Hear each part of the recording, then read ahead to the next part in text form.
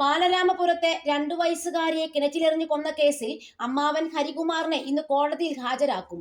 ഇയാളെ കസ്റ്റഡിയിൽ വാങ്ങി കൂടുതൽ വിശദമായി ചോദ്യം ചെയ്യാൻ പോലീസ് ആലോചിക്കുന്നുണ്ട്. കുഞ്ഞിന്റെ മാതാപിതാക്കളായ ശ്രീധുവിനെയും ശ്രീജിത്തിനെയും പോലീസ് ഇന്ന് വീണ്ടും ചോദ്യം ചെയ്യും. ഇന്നലെ ചോദ്യം ചെയ്യലിന് ശേഷം ശ്രീധുവിനെ പൂജപ്പുരയിലെ മഹിളാ മന്ദിരത്തിലേക്ക് മാറ്റിയിരുന്നു. കുഞ്ഞിന്റെ അമ്മയായ ശ്രീധുവിനോട് വഴിവിട്ട ബന്ധങ്ങൾക്ക് സഹോദരൻ ഹരികുമാർ ശ്രമിച്ചിരുന്നുവെന്നാണ് പോലീസ് കണ്ടെത്തൽ. ഇത് നടക്കാത്തതിന്റെ വൈരാഗ്യമാണ് കൊലയിലേക്ക് നയിച്ചതെന്നാണ് ഹരികുമാറിന്റെ മൊഴി. ഇന്നലെയാണ് ഉറങ്ങിക്കിടന്ന കുഞ്ഞിനെ കിണറ്റിലേക്ക് വലിച്ചെറിഞ്ഞു കൊന്നത്. പല കുരുക്കുകളിൽ നിന്നും ഹരികുമാറിനെ സംരക്ഷിച്ചത് കുഞ്ഞിന്റെ അമ്മ ശ്രീധുവായിരുന്നു.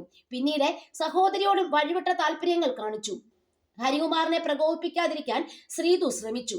കുട്ടി തന്റെ ആവശ്യങ്ങൾക്ക് തടസ്സമെന്ന് കണ്ടതോടെ കൊന്നുവെന്നാണ് ഹരികുമാറിന്റെ കുറ്റസമ്മതം. ഇയാൾ പറഞ്ഞത് പൂർണ്ണമായും പോലീസ് വിശ്വസിച്ചിട്ടില്ല. അമ്മയുടെ പങ്കിലടക്കം പോലീസിന് സംശയമുണ്ട്. അമ്മയെ കേന്ദ്രീകരിച്ചുള്ള അന്വേഷണം തുടരുമെന്ന് പോലീസ് പറയുന്നു.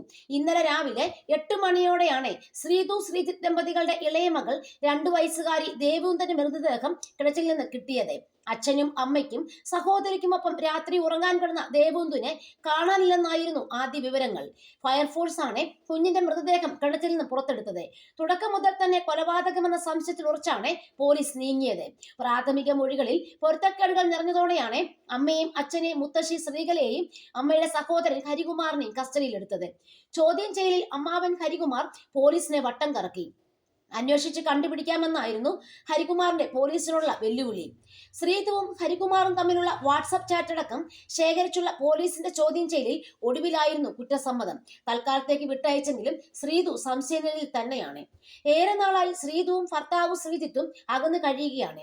ഇവർക്ക് 8 വയസ്സുള്ള മകൾ കൂടിയുണ്ട്. ഇടയ്ക്കിടെ മാത്രമാണ് വീട്ടിലേക്ക് വന്നിരുന്നത്.